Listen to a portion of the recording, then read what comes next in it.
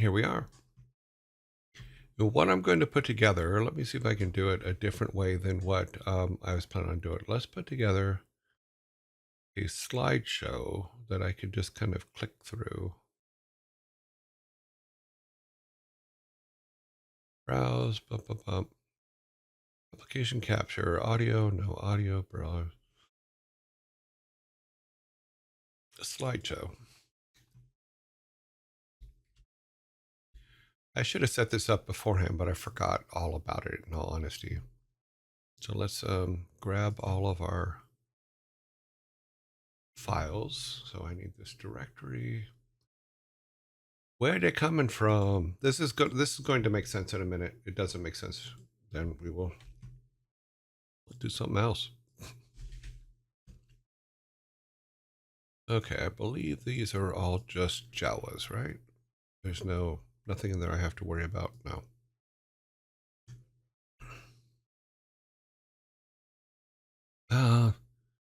That one probably wouldn't be good to use, but probably not the best one to show first either.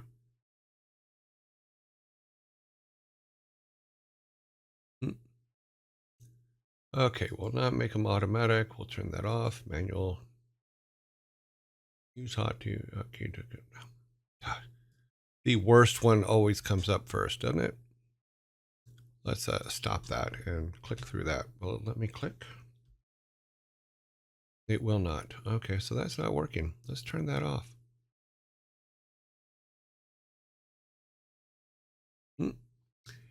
Oops. That was so bad. Let's turn the logo off. I might have to pick and choose these because I forgot that there were some that weren't so friendly, shall we say? That's a good word for it. So we will be doing them one at a time as I click through them. So the thing is that let me see if I can find the first one here.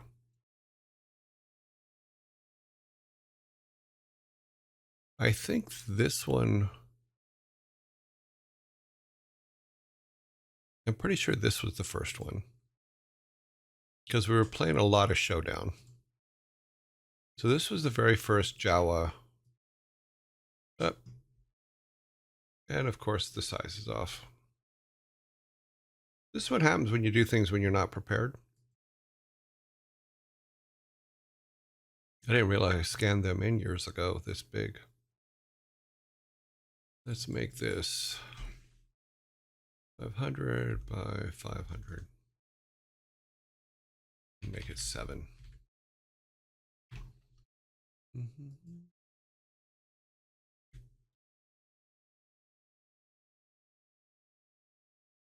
Okay, so the story goes like this: is we had a post. It's part of the structure of the building where there's posts next to some of the desks. Not every desk had a post, but there were posts next to some of the desks. And one day, someone put this Jawa up on the post just as a fun because we were playing a lot of Samurai Showdown and stuff like that. And I believe this was the first one. And then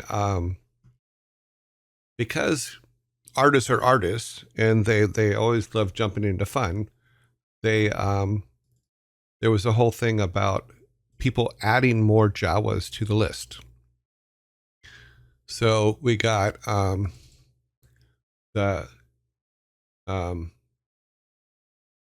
so there was just a bunch of them. I can't really read what that says, but I think it's like "Call Me Beast" or something like that. But so there was a whole bunch of like things like that, humpback Jawas, all the different Jawas. That led to like humping Jawa because someone thought that was funny. It's just silly things, Japanimation Jawa. So these were just like things that people were putting up because they were funny and they would just put them up on the wall. Hail the Beast. Okay, that's probably what it was. Yeah. Let's see. Then we have Joe Adham, which was Alan Adham. the boss. Someone made the boss into a Jawa. Then there was this one, which is Jawagma will eat Skywalker's heart in front of his children. That one was fun. Yes, when it was called Japanimation, way back in the days. And then, of course, because this post was right by my desk, they did do a Jawa Ray. So that one was funny. That one made me laugh. Then we had Jawa Craft because of Warcraft.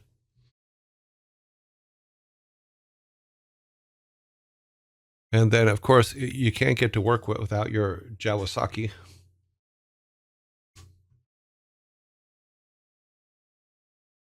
And then let's see where we're at down here. And then you have a Jawa Breaker. Jawa's Breaker. Snap. So yeah, so it was just silliness, and just fun stuff. Then before work you would go jawogging. You'd be surprised how hard it is to say some of these. Just saying. Because we were silly mixed up kids. Oh, and then there was Jawardi.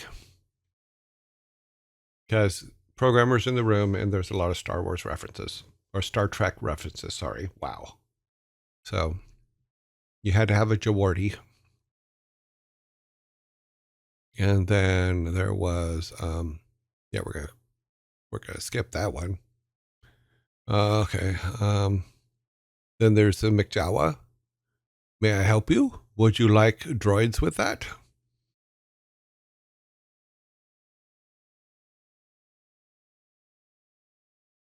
And then there was the Mooning Jawa, because you have to have a Mooning Jawa. And we don't have a Zombies Jawa, but I'm not going to leave the Mooning Jawa. And then there's the Naked Jawa.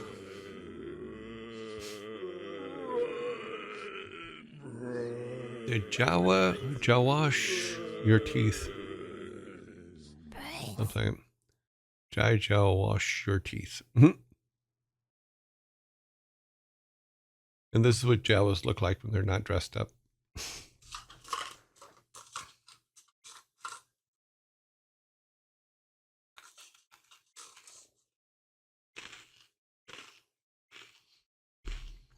Let's take him down while the zombie's up.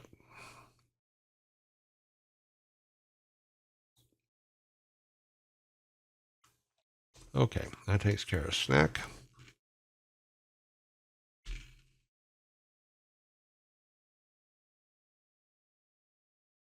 Did you wash your teeth? Funny.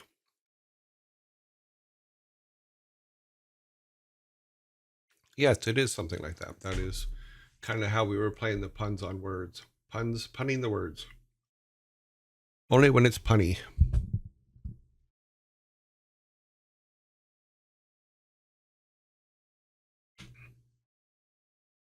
Okay. Let me see which one we'll pull next.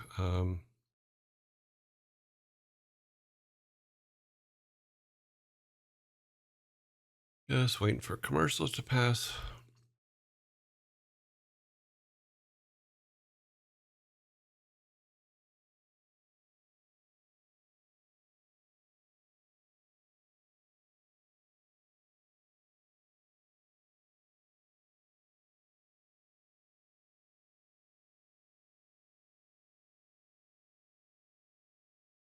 Mm-hmm. 1 second. Okay. Alrighty. So we did Naked Jawa. And then of course you have to have brains. Yes, you have to have brains. That was funny. Is it this one? Yeah. Then you have Ninja was. Did you always have a hot cup of? Yes, we did. In fact, there's one in this list. We'll get to him shortly. He should be in here. And then you can tell around what time we were doing this, because there was OJ Jawa. Didn't do it. I'm innocent, not guilty. Yeah. It's just funny stuff. Then you had a programmer Art Jawa. So this is the programmer Art Jawa.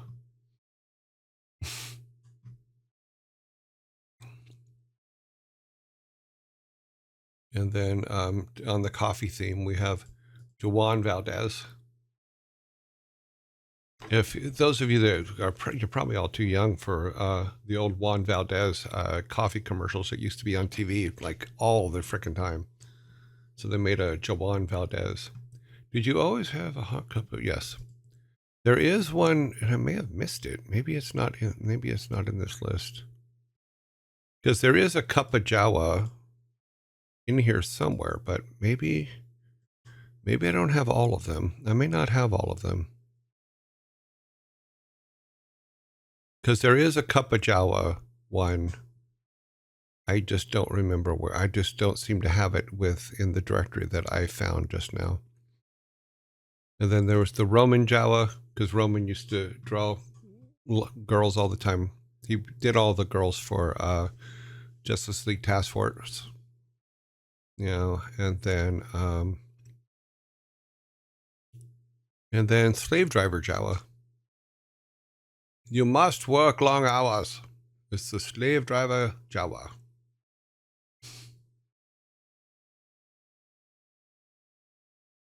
Where is Cup of Jawa? Because that was always one that I always thought was hilarious. I know we had one. I may not have grabbed all of them and put them in this directory. There may be more.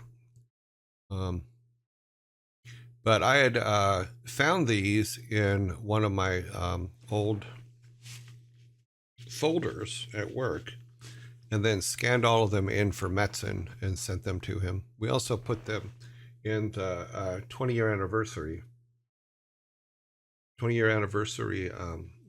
video. But there was it was fun stuff. It was just artists being silly, you know.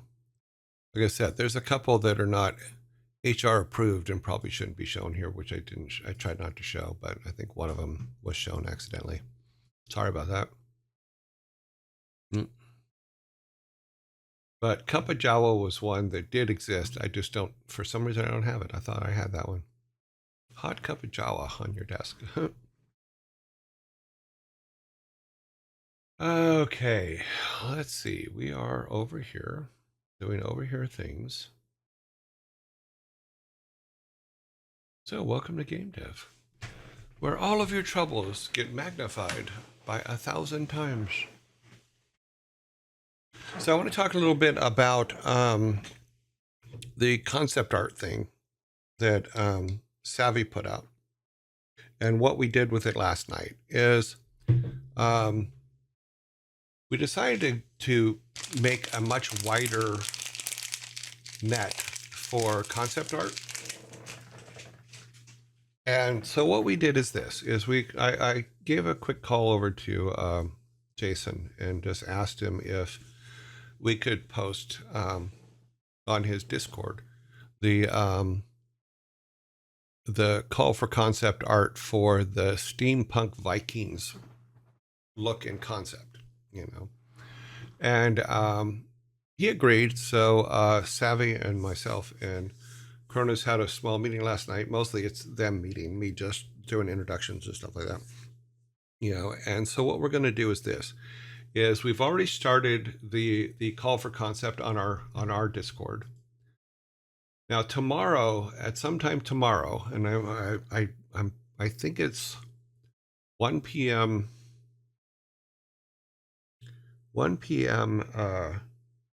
Greenwich Mean Time, which is UK time. They're going to post it out to all of. Okay, we'll close that. They're going to post it out to all of their artists that are on their Discord, which is actually kind of cool. And see if any of them want to kick some stuff in, and that should be fun. The only problem is that there's quite a number of artists in their group, and Savvy and Cronus are going to try to juggle that in case something goes wrong. Cronus calling to stop you from leaking the news. Or what? No, he's not. That's not Cronus. Because number one, I don't think Cronus lives in California, and that call just came from California. It's not a matter of leaking the thing because we have it. It is it's already up on our site, but they're gonna put it up on theirs as a favor to us, and hopefully we'll be able to get some really cool concept art from a larger pool of artists. No worries, Blaze. Yeah. So if you look at the news that Savvy put out yesterday, and the calling artists helped bring this idea, the Viking steampunk world to life, with concept art and stuff like that. It should be kind of interesting. Now I know that some of you guys have already started putting stuff in there, and that's awesome. Because I do like the idea of a gear as a shield. That looked really cool to me. There's a lot of good possibilities there. Let me see who. Here it is. The gear as a shield one came from. It was from Sparta. Yeah. That idea I really liked. Yeah. And yes, I Need No Name did point out it gives a whole new meaning to gearing up. So yeah, so there's some good stuff coming out there. Yeah, the gear shield that Sparta has here, which looks like it was either done in Illustrator or in probably Blender, maybe. No, maybe not Blender, but yeah, it's pretty cool. Especially if we do something like that and then put our shield as a special, because we can have different levels, so that would be kind of cool. But yeah, so sometime tomorrow, depending on your time zone, watch for it and see if things come in. I mean, if they send some stuff over, great. If they don't, that's great too. But I thought it was cool that they're allowing us to make the request and see how it goes. So yay! So thank them for that, which I have done.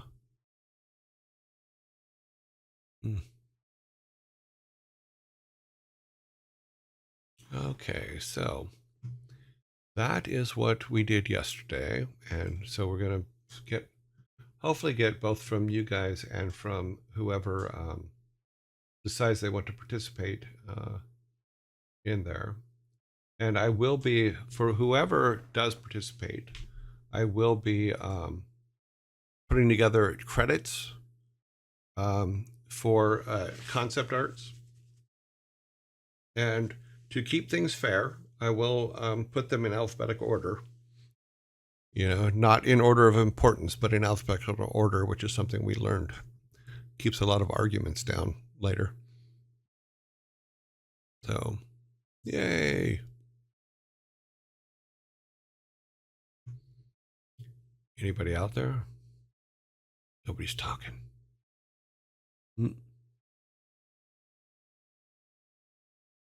The alphabet is great for that. Yes, it is.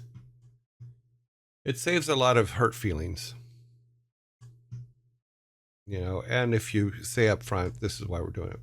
Because right now, from the submissions that are in there, Sparta, of course, well, Sparta's also in there for writing, because Sparta has done quite a bit of writing for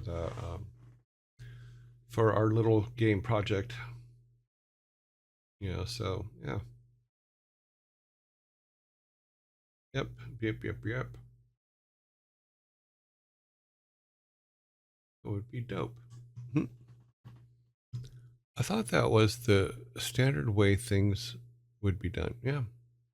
It is, but it's just a good idea in I Need No Name. It's just a good idea to remind people, because it is standard, but it's not. Not every company goes by the alphabetical rule, you know, because what happens is they may start alphabetically, but as time goes on, people go in and complain because they feel that they should not be in the alphabetical list. They should be singled out for the great things that they did to help make that game. And that starts to cause problems because as soon as you take someone out of the alphabetical list and isolate them, then 15 other people on the alphabetical list are going to come up and explain to you why they did more than that person and they deserve a better credit. Mm. One of the best conversations about credits is in the TV show Staged with David Tennant and Michael Sheehan.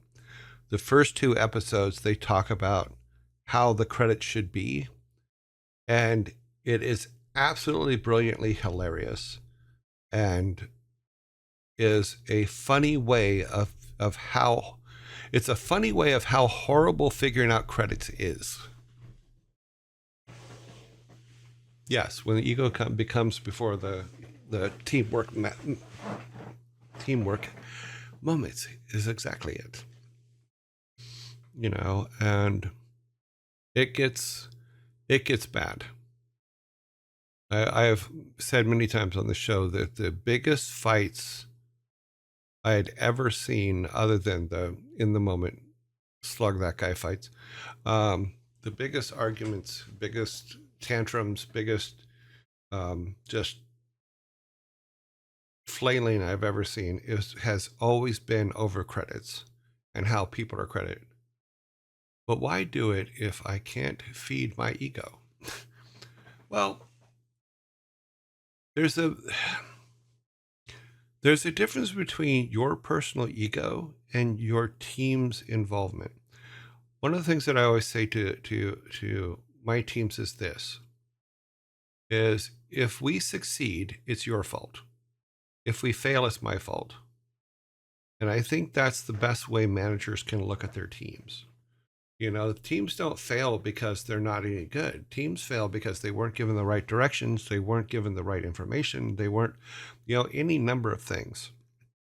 But teams succeed because they do really, really awesome work. But from a corporate standpoint, the corporation just looks at the boss as being the one that did the great work, and the boss has to me, the boss has a moral imperative to point out the people that do the work.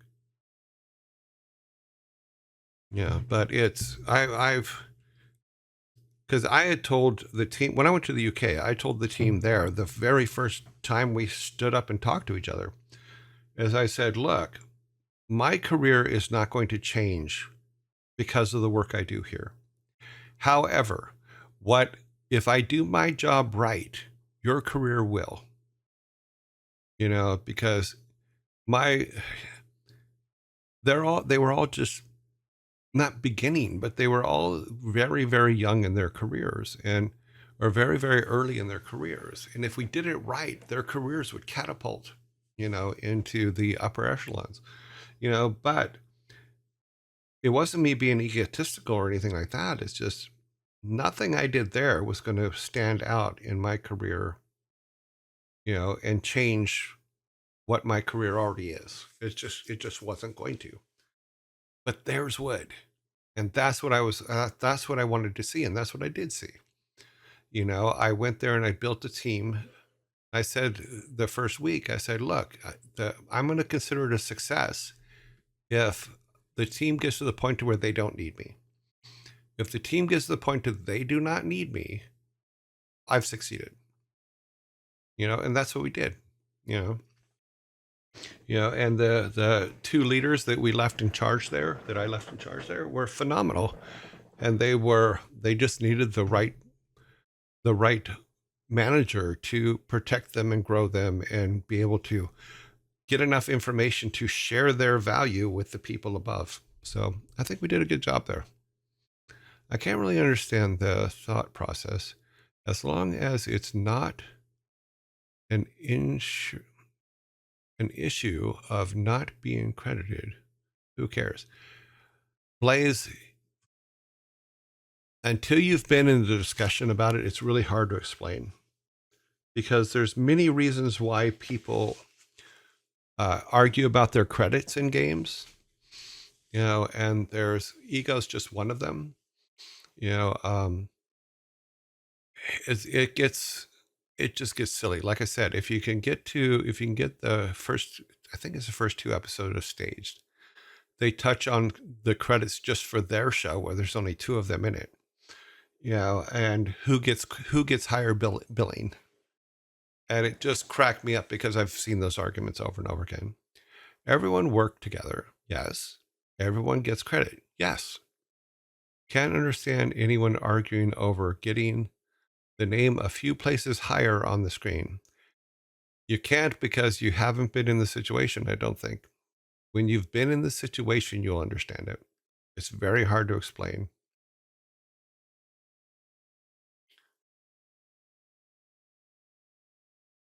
I understand that, but to me, I just can't understand arguing. Okay. No, I get it. But it is something that people argue over quite a lot. Outside perspective, hard to see that looking in. Yeah. Yeah, but you can see it. You can see it in minor ones too. Like next time you're helping someone do something, and notice when they talk about it later, if they mention the help, or if they say, "Oh, I did this thing today," even though five people came and helped them. There's a certain part of humans that kind of go, "Wait a minute." Oh, seating plan's basically the same thing as a credits list.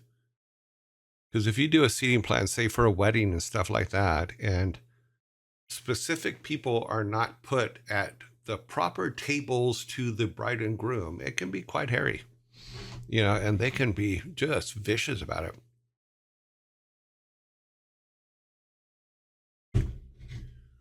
Ranks matter, especially in publications. I've had this talk with students and supervisors. Usually we have a rubric for conditions. The one with the highest points gets first author. Well, that's an interesting way to do it. Yeah, because I know even at one time at Blizzard in the early days, we had a rule that your name could only be in the credits once, which was kind of interesting. Because there's a lot of times when people, in fact, I think even on Justice League Task Force, I think I only got a thank you, not the billing for the work that I did, which was the layouts and stuff like that for all the worlds, because I was working on three other games at the same time as Justice League Task Force. So my contributions appeared minimal, but yeah. So there's only I'm in thank yous right under Mike Morheim, which we did not follow the alphabetical rulings on that one. Well, credits in a game are equal to wedding seating. It's very silly. The things that people will argue over is just hilarious. Now, don't get me wrong. I've been guilty of something similar as well, is because we had a situation where, and here's a perfect example of that, is at one point there was an artist on the teams in the company that I felt I did a whole lot more work than they did. And then I found out that they made more money than me. And I tell this story to my employees when they're in this situation. And so I went to Alan and threw a fit and said, "Okay, why does that person make more than me? I do like 10 times more work than they do." And Alan said something very interesting to me. He said, "The reason they make more is because when we do their reviews and their salary reviews, they ask for more. You didn't." So that always led me to every time I have a salary review, I ask them when they give me a number, I say, can you do better? And then try to get it raised, and sometimes they do, sometimes they don't. But if you don't ask, you don't know, and you won't ever get what you don't ask for. But it's the same thing, to me. I never had that conversation again because afterwards I felt that it was a very petty conversation for something that I was mad at the person for, when it was because I never asked. So I always ask. Yeah, because a company's going to try to get you for whatever they can. Not get you, but they're going to pay you as little as they can, because and especially if you're not saying you want more. You I did two huge promotions at the one of the last companies I worked for, and both times I pulled the two people aside and said, "Ask for more." And they did, and it took a little bit of time, but they got it. You know, because it was they were working hard, they were moving up.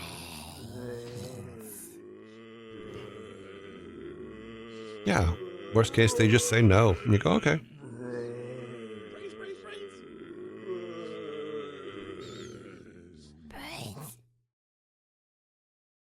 Hmm.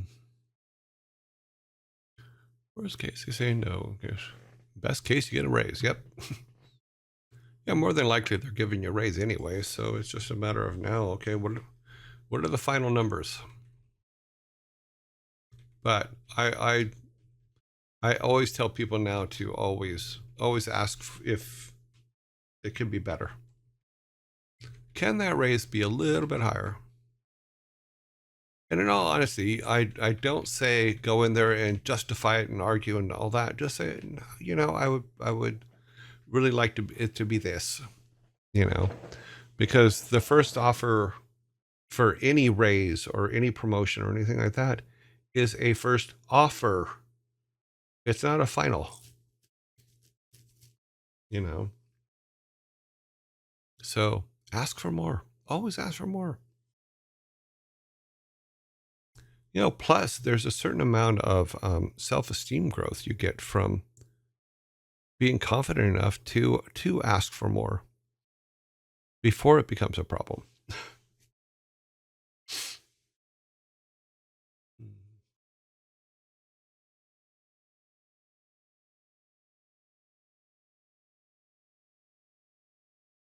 Too funny. Oh, that's kind of cool.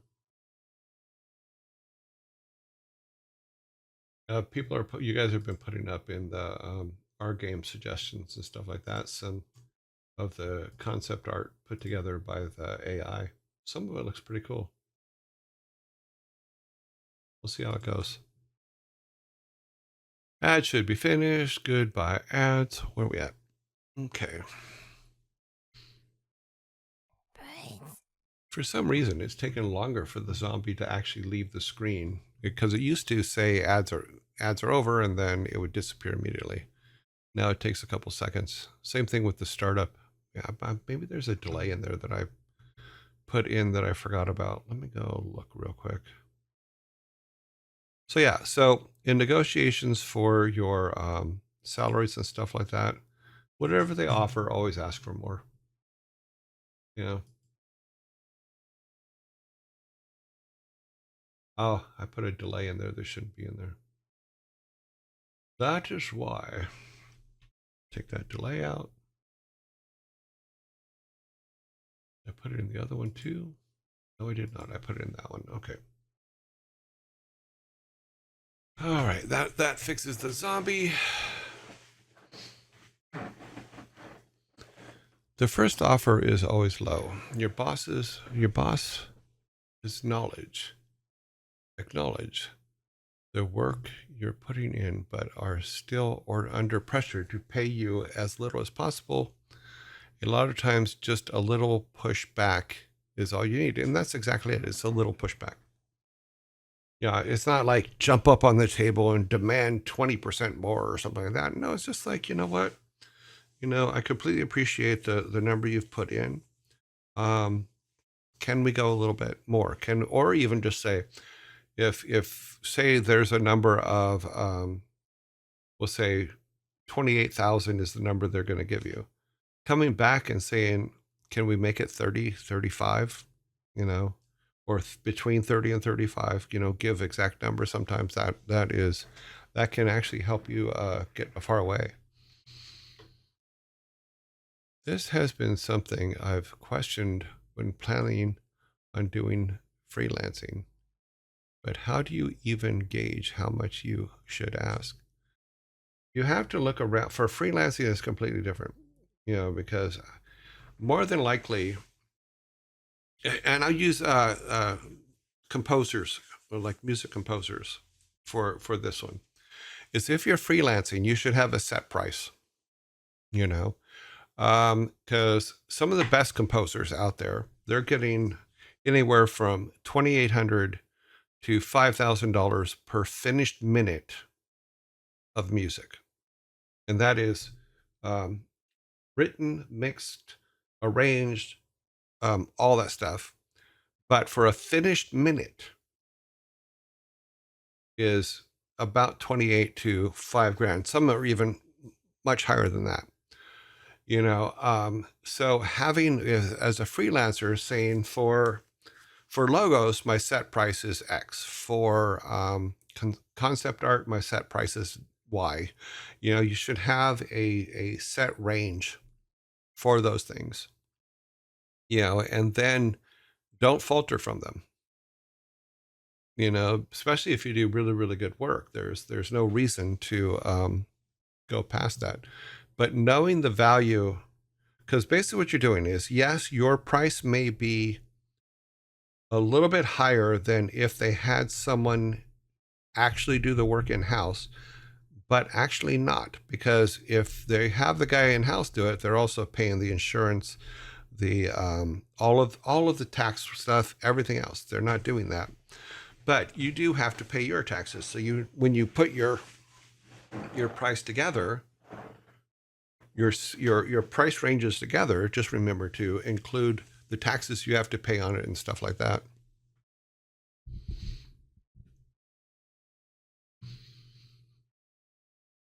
Yeah, you sometimes, to gauge it, you just go out and you look, and sometimes call other freelancers and ask them what they charge.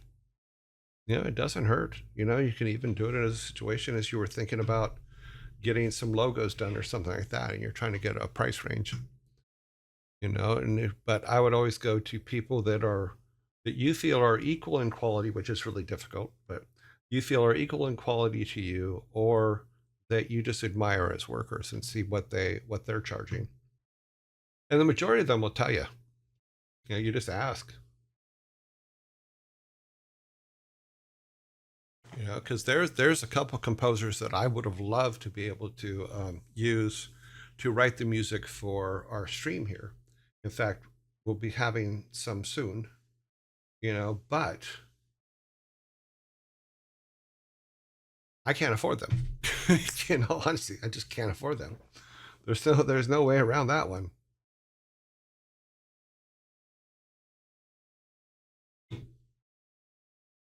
But they're good friends, but that's also a situation where you kind of go, well, do I ask my friend to cut their price for me, which is kind of uncool.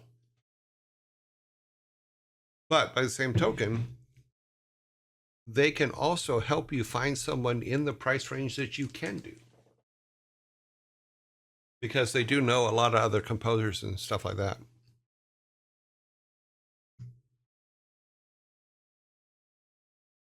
And it doesn't hurt to say, can it be a little bit less? Because those conversations go both ways. When you're having work done, you can ask for a range and see if they'll go for it.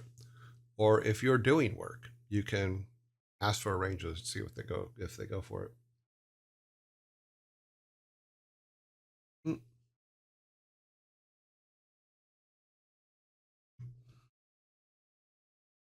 see if they answered yet. Nope. They're still doing mixing and stuff. So, but yeah, we will have some music coming.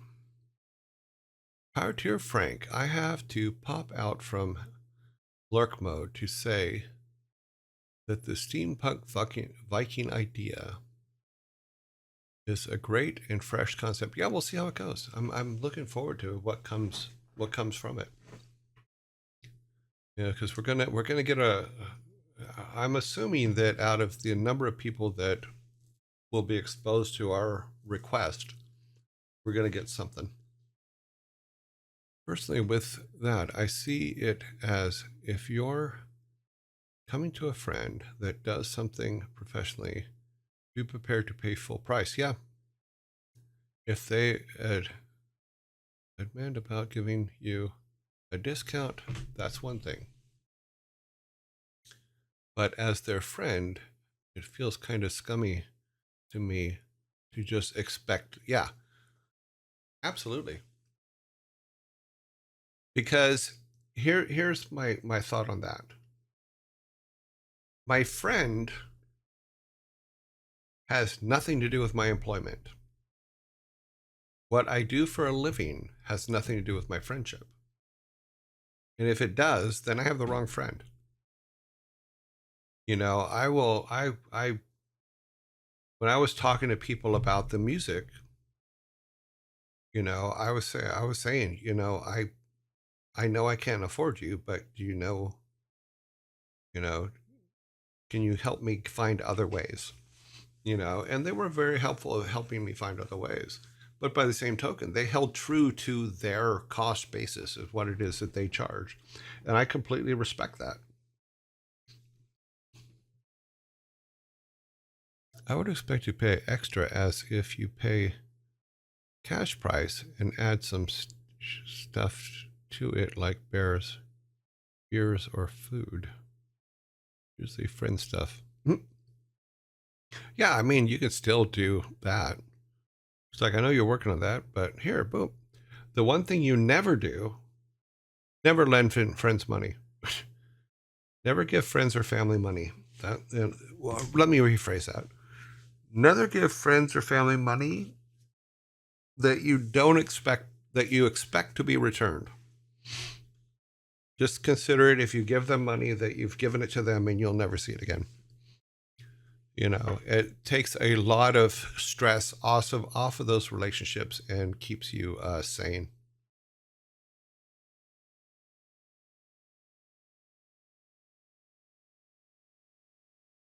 Yeah, pizza's a good thing when it comes to like helping.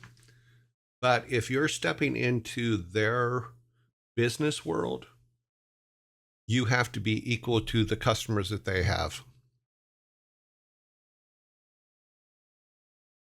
Or you have to expect to be equal to the customers they have. Whether they do that or not, that's completely their call. You know, and you shouldn't guilt them into it. You should be equal to the customers they have. And sometimes with some customers, they negotiate a discount anyway. So cool beans. Okay, we are. Where are we at? Oh, let's see where we're at over here. So, one of the things I'm hoping from the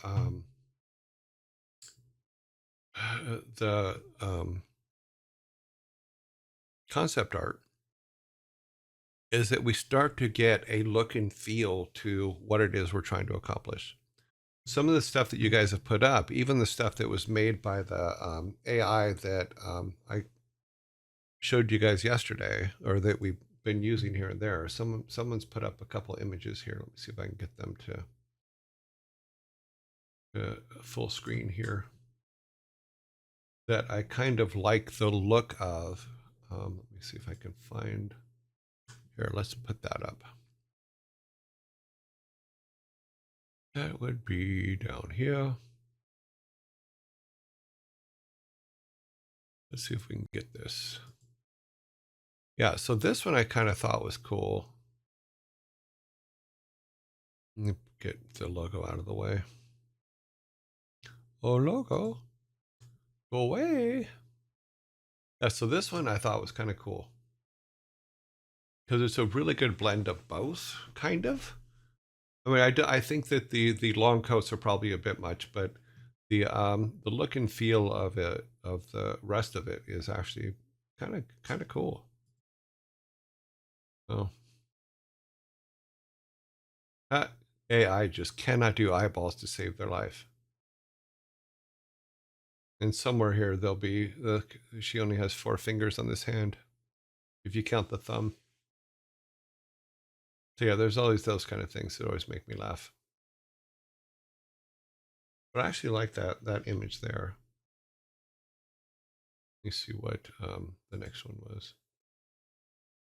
Yeah, these are kind of cool just for the standards. This is really cool. Something like that flying across the screen would be really awesome. I can share the web where I generated the images here. There are options to change the style, and it's easy to use.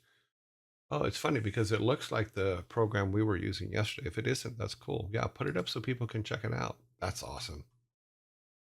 That's pretty good. Yeah,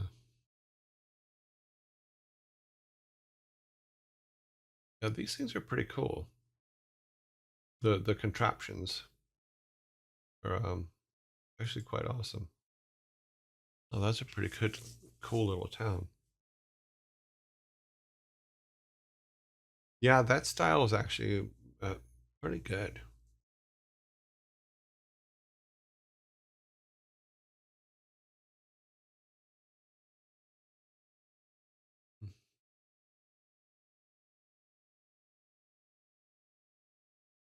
Hmm.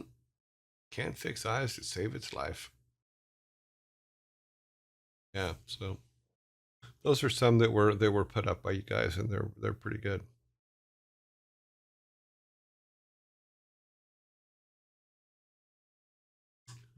Let's see what else is in here.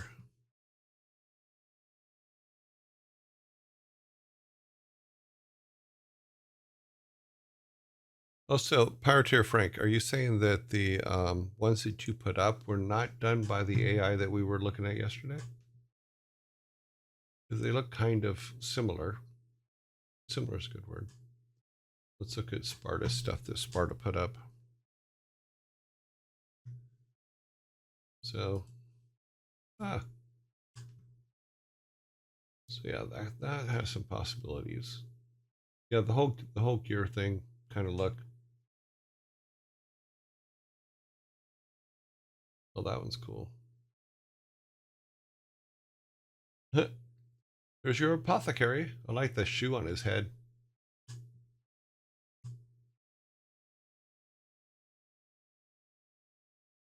Oh, use Pixar. Okay, cool.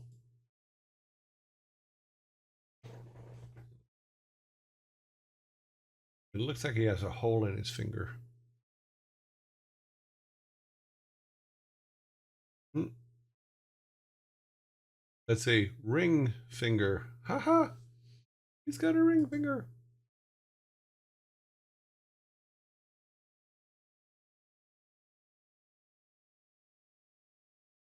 Yeah, that's some cool ones. But yeah, so tomorrow hopefully or probably it'll be a couple days because people need to go and actually draw some stuff. We'll have some basic things to look at. Oh, it's kind of cool.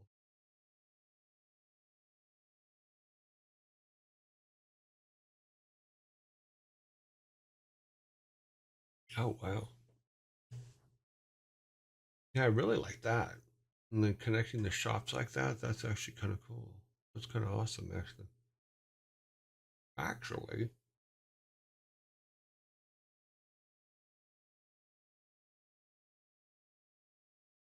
yeah, I like the feel of that too. What's funny is without you take the river away and you move the building closer, and it reminds me of the town that's on the island of Mont Saint Michel in France, because you're walking out, and the monastery is on top of a rock island, but around the monastery on the island is a town, and you're literally walking in a path similar, about this wide, between the buildings going up the side of the mountain to the monastery. And it's a whole village is there, and it's really cool because it's been there a couple thousand years, so it's been, or at least 1,000 years, so it's really cool stuff.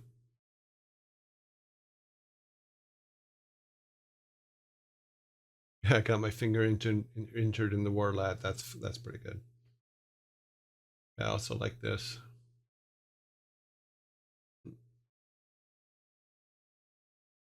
Yeah, cool. So yeah, so I think we have the basic idea. Here's some more ships. Oh wow. Wow, that one looks like a model you just have on the mantle at home. That's pretty good. Hmm. Oh, I like the tractor treads on the bottom for when it lands. That's very well done. Very nicely thought out. Hmm. Oh wow. Yeah, I think we got an interesting combination of things here that can be used to make some really cool stuff. Because we haven't even talked about boats. Even in Warcraft, we didn't talk about boats till Warcraft 2. You know, it was just like, boats. How the hell are we going to do that?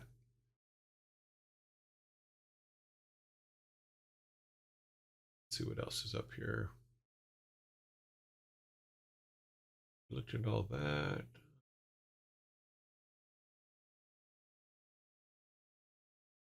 Oh, this one just looks like it's real, but from like the 1920s or 1910s. That's actually like the huh. A train on a boat. We're on a boat. Nice steam engine on the front, though.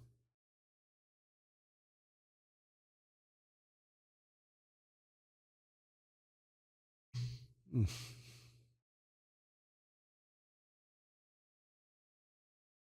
So let me see if.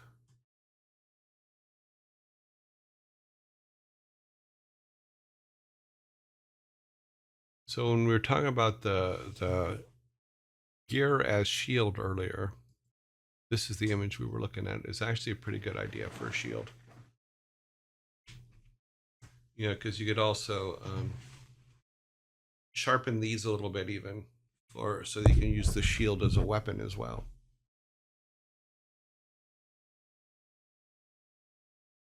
Ugh. Cool. Very cool stuff.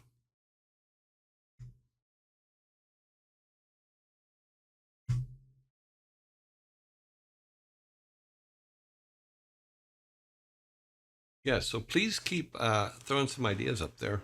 It's pretty cool stuff.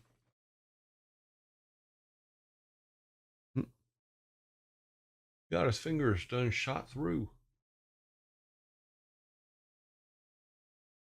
And then we'll have to, I know, remake the tile set one more time. But we were going to need to do that anyway. But I do like the Tudor type style with the Steamworks over the top of it, or even part of it.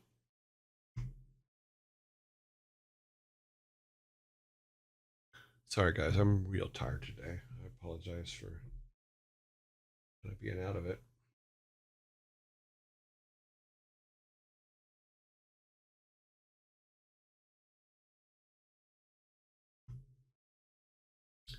Okay, let's get this screen.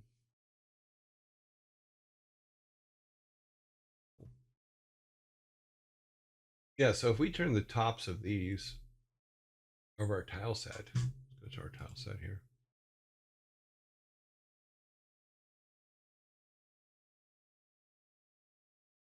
So if we go back to our top and make these, it's more Tudor style. Oh, sorry.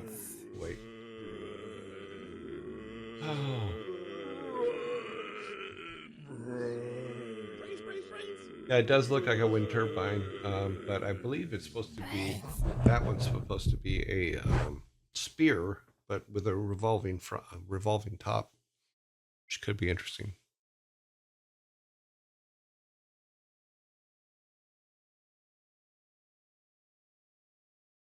Nobody likes my spear. Who said? I didn't say I didn't like your spear.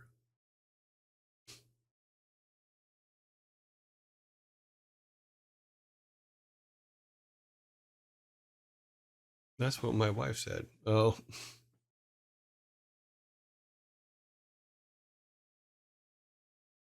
Yeah.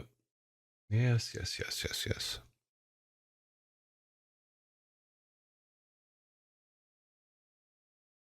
Oh, it's, wow, I didn't realize it was the top of the hour already. So one thing is if you don't get all your sleep, the day either goes really, really fast afterwards or really, really slow.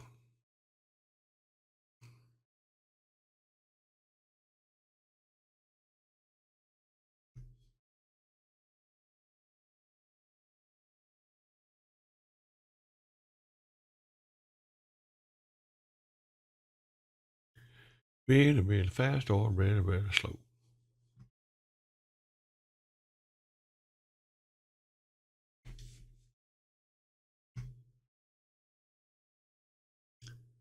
Yeah, the spear looks too much like a wind turbine. Needs to add a power source at the bottom.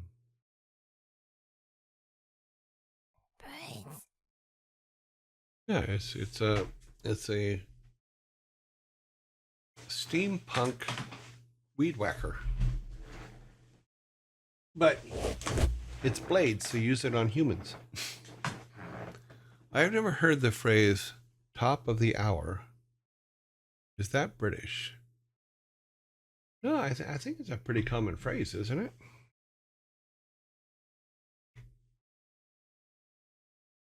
Well, yeah, I mean, because I did hear things like half past when I was there and stuff like when I was living there. It took me a minute. I think it's like an old colonial thing. Let's see.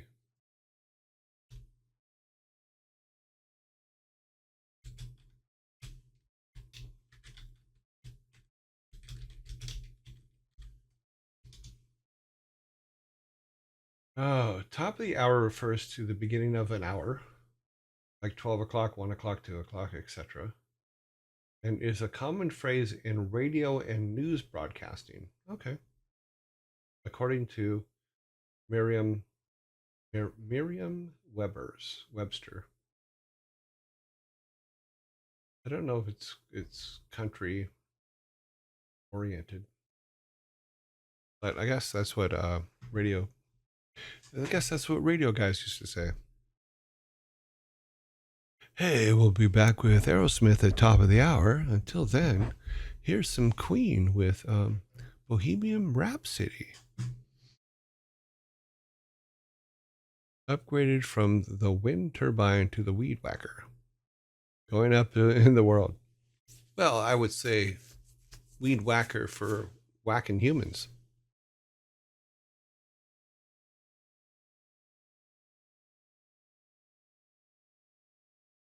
You're on WKRP6.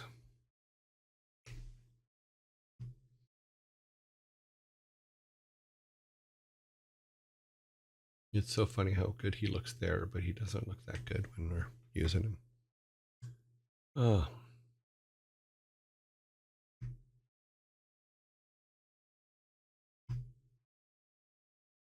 Meh. When life gives you lemons, turn them into a wind turbine. And never mention it was supposed to be a spear.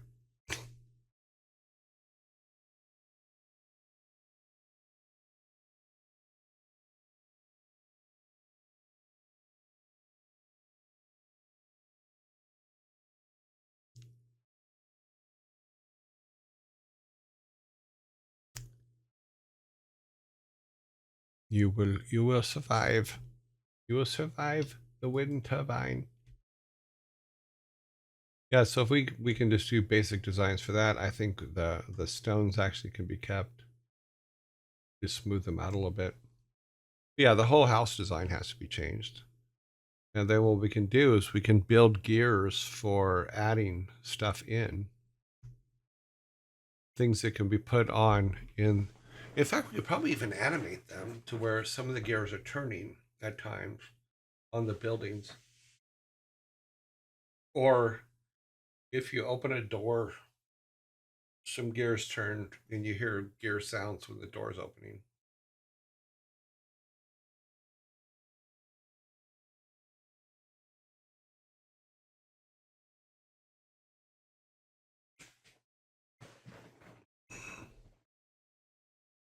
Okay.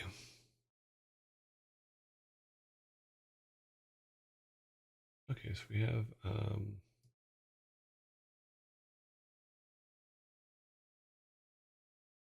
that's the AI you were talking about.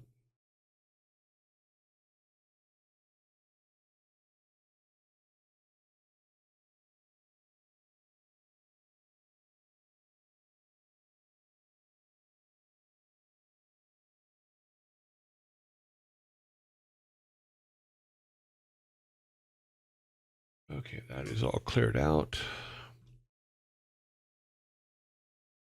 It's a basic script. You can do it to objects and have them rotate at the XY, and it will look like it's animated.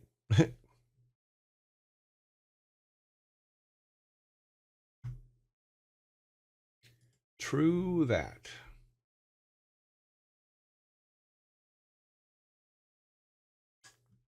So yeah, so we can start.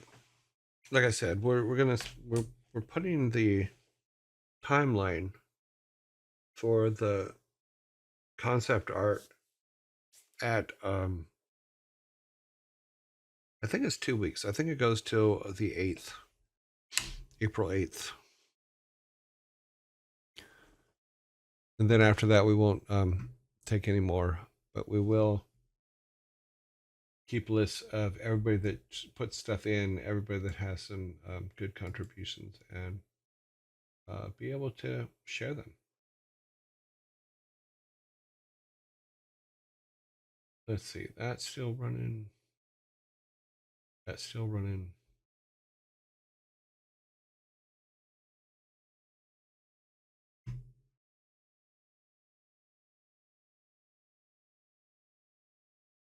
Oh, that's funny. Is I do have 2 credits in Diablo 1. Yeah. I have cinematic technical artwork and just regular artist. Yeah. Been a while.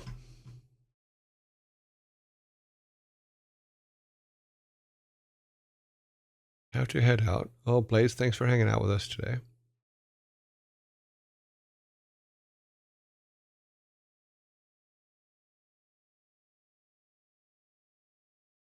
Okay, let us.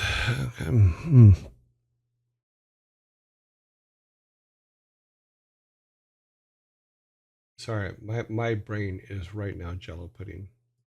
For those of you that are just come in when we started this, I didn't get very much sleep last night, and my brain is fog, and that's just the way it works today.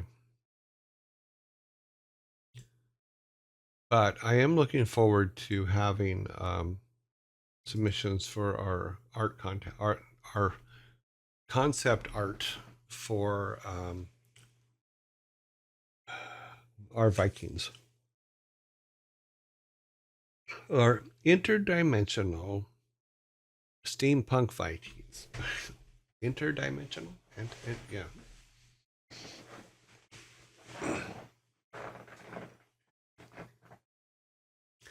Or pan-dimensional. How about that?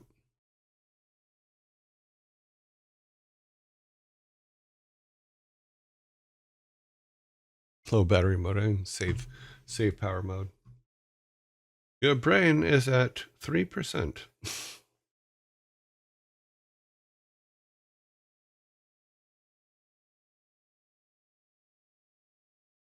It's weird because I was looking at Steve. Steve has this big old dark beard, but he has blonde hair. With dark, is he wearing a hair hat?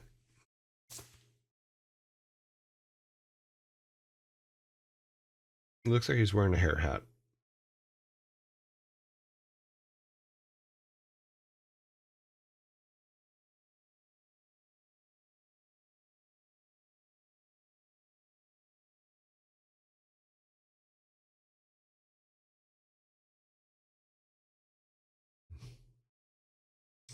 So let's get our build here real quick. Where did it go?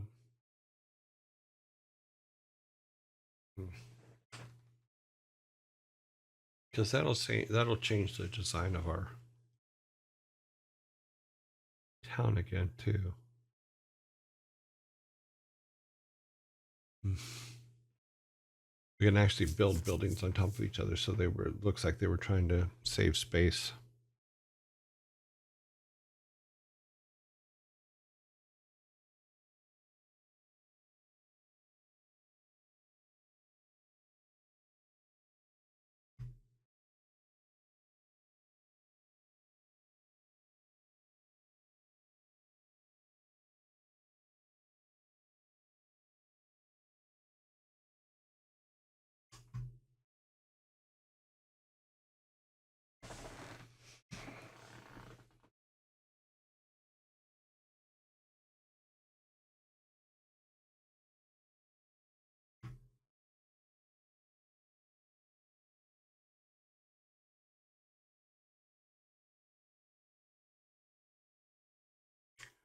So, like I said, what sorry, what I'm going to do over the weekend is start working on the schedule of what we're going to do, when and where. After we have some concept art coming in, we can start putting the look and feel together.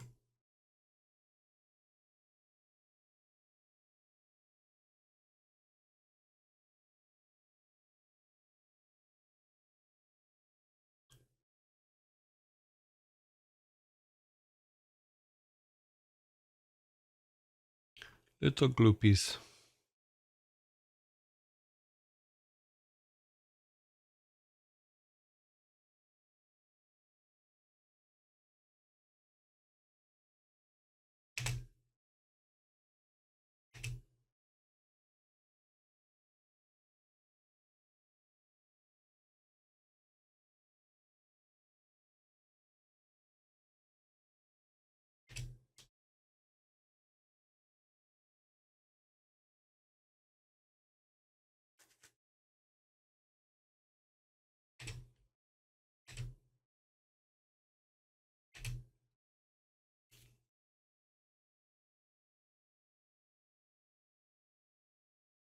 Village idiot here. He accidentally took a bleach shower. Cute. Do they have bleach?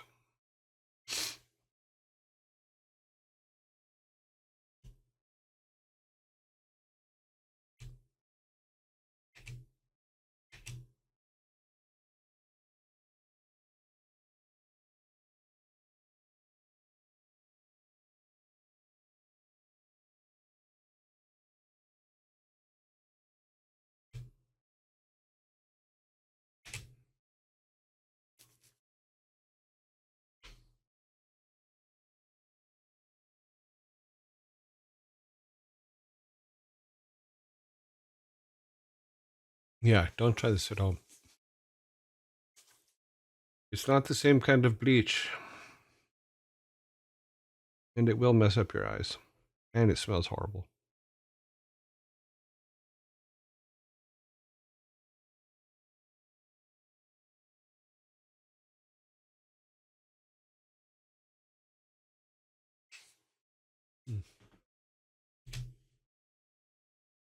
Okay, so yeah, we may have to, depending on the styles we come up with, but we can start working on the other stuff. So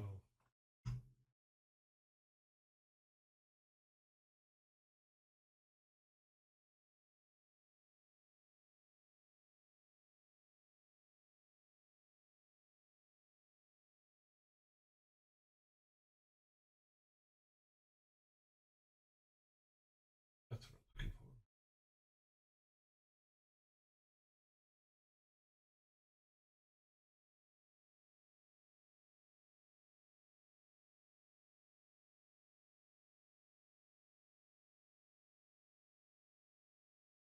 Oh no, we will have to rework Steve's story. Because we started to already where he used to just be the village idiot in town. Now he's a more prominent part. But one of the first choices your player makes that will affect it in the game is whether they help Steve when Steve is in the forest and hurt. If they help him, then he becomes the guy by the fountain. If they don't help him, he dies and becomes the spirit by the. Let me rephrase that. If they help him, he becomes the village idiot by the town square, in the town square. If they don't help him, he dies and becomes the spirit by the fountain. That way we can still keep all of his advice to the player and all that kind of stuff, and keep him as a touch point for the player.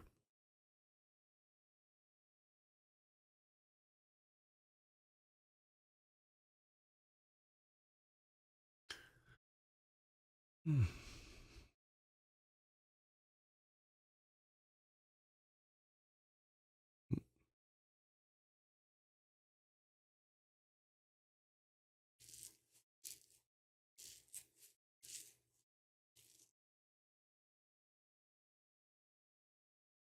But yeah, but that's why we're trying to.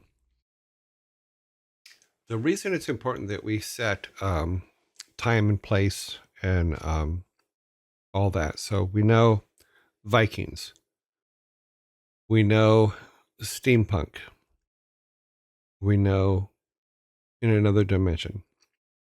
So multi-dimensional steampunk Vikings who have never met the Saxons.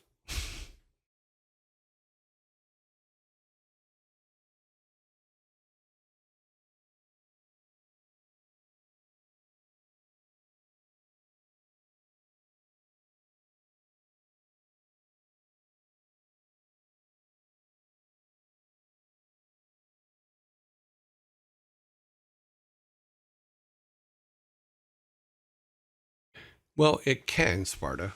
So what he wrote is the original idea where he's a misunderstood genius doesn't work for stories post the Renaissance era. And with steampunk being focused around industrial era, him being a hidden genius among simple people doesn't have the same charm.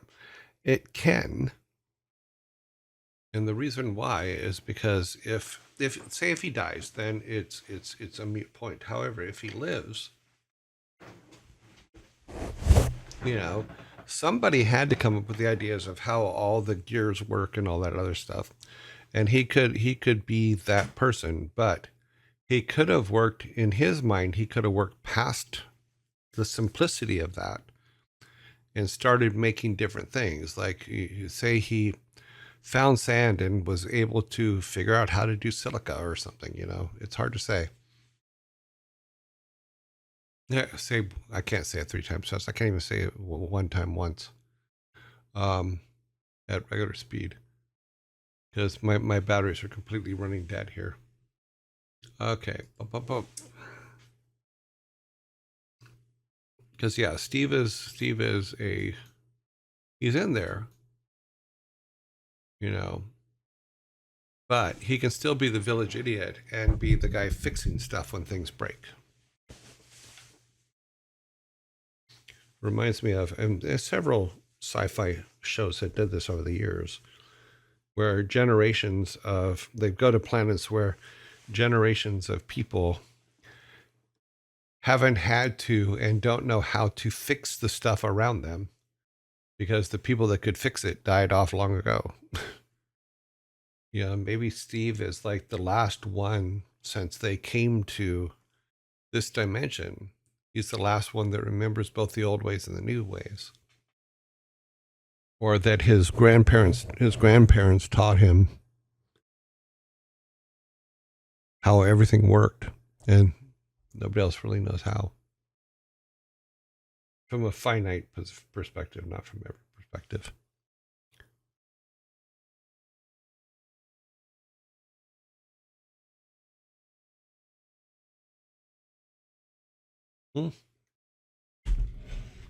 I can see your point.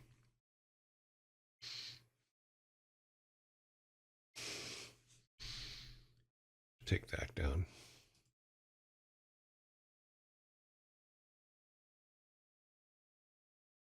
That wasn't supposed to come up.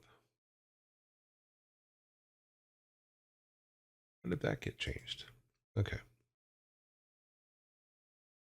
Because this is what we had for Steve as an advisor.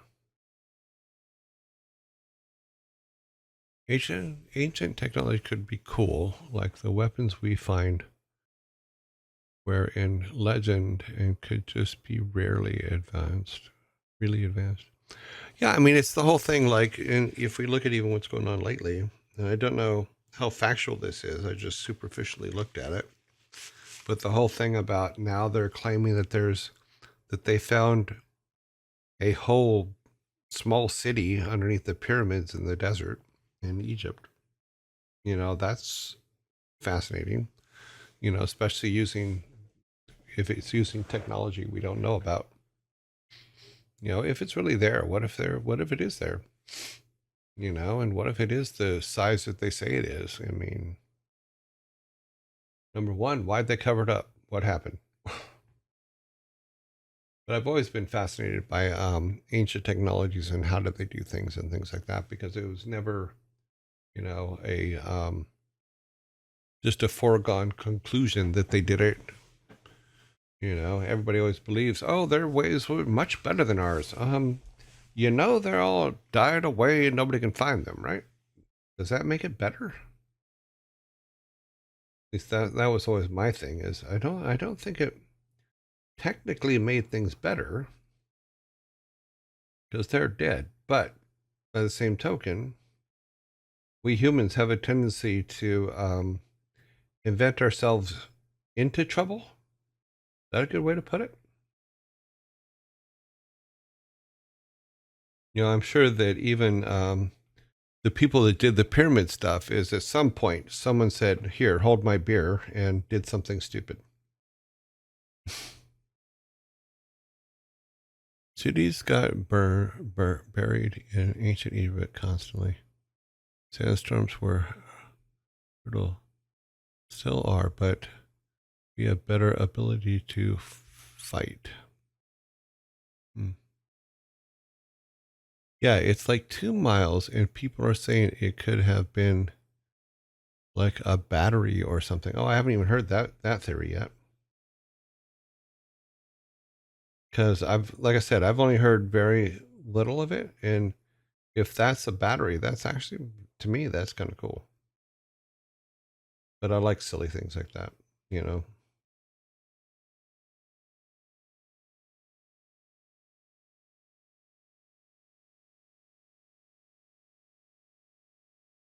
But if none of you have heard it, there's something going on right now in the science world where apparently they found some pretty large things that give the appearance of buildings and stuff like that underneath the pyramids, but I don't know. I don't know how factual it is.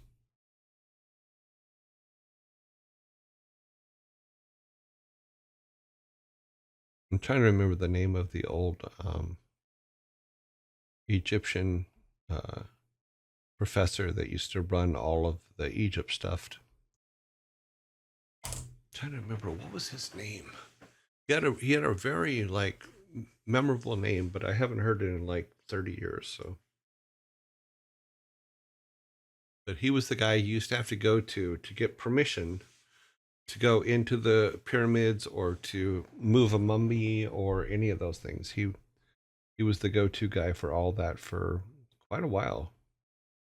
I don't know if he's still around or not, but he was there, honest.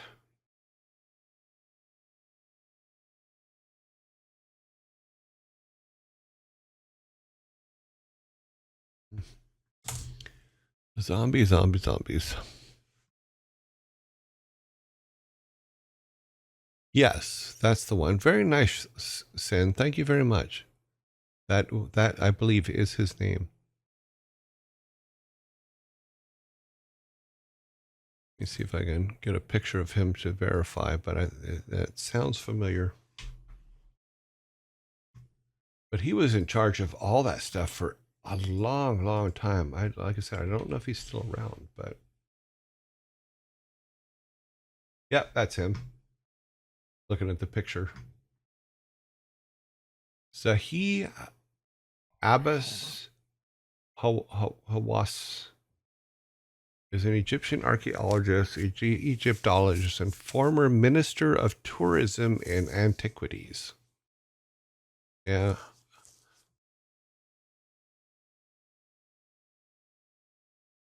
Oh, wow. He's still around at 77 years old. Oh, that's cool.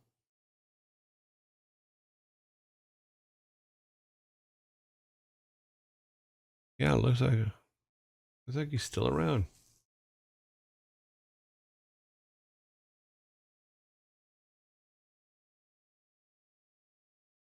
Yeah, I forget where I first saw him, but he's given a talk on Egypt and pyramids and all that stuff, and he was talking about, where they were finding things all the time.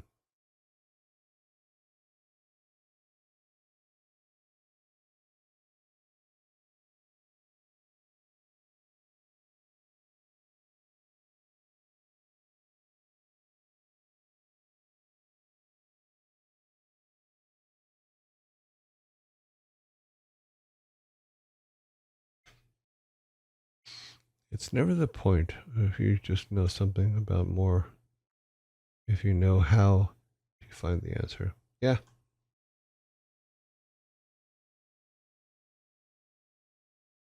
No, not former Ministry of Truth. That's funny. That's a whole other argument. No, this guy was a big deal. He was the Minister of Antiquities, so he was responsible for all the antiquities in Egypt. Yeah. Oh, apparently he left office in 2011. I did not know that. He was succeeded by Mohammed Ibrahim Ali. Yeah.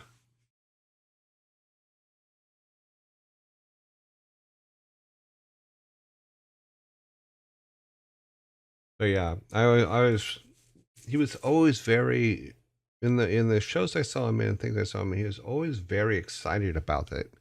And that excitement made it more exciting to know what it was that he was showing or talking about and stuff like that.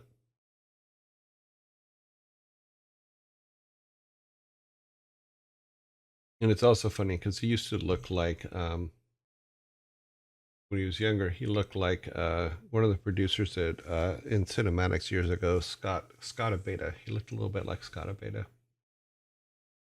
That always made me laugh.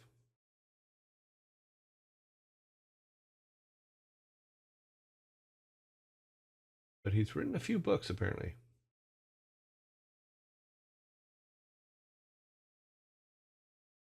Hmm, good for him.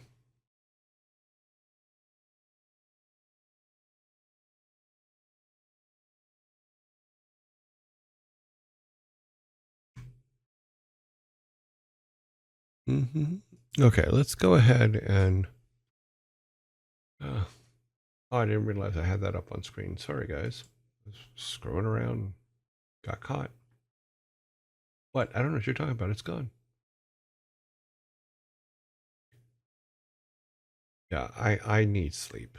I need sleep pretty bad, so we're gonna go ahead and do our raid stuff, and then I'm going to bed. I apologize for cutting things a little bit short today and for not being completely focused. We will definitely fix that for tomorrow. Let me see if I can find what I'm looking for. I need this, and I need to open this. Let me clear this out.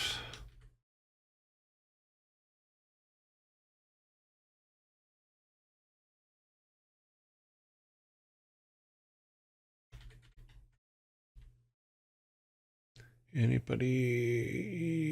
Yes, okay, we'll get that. All right, make that the right size.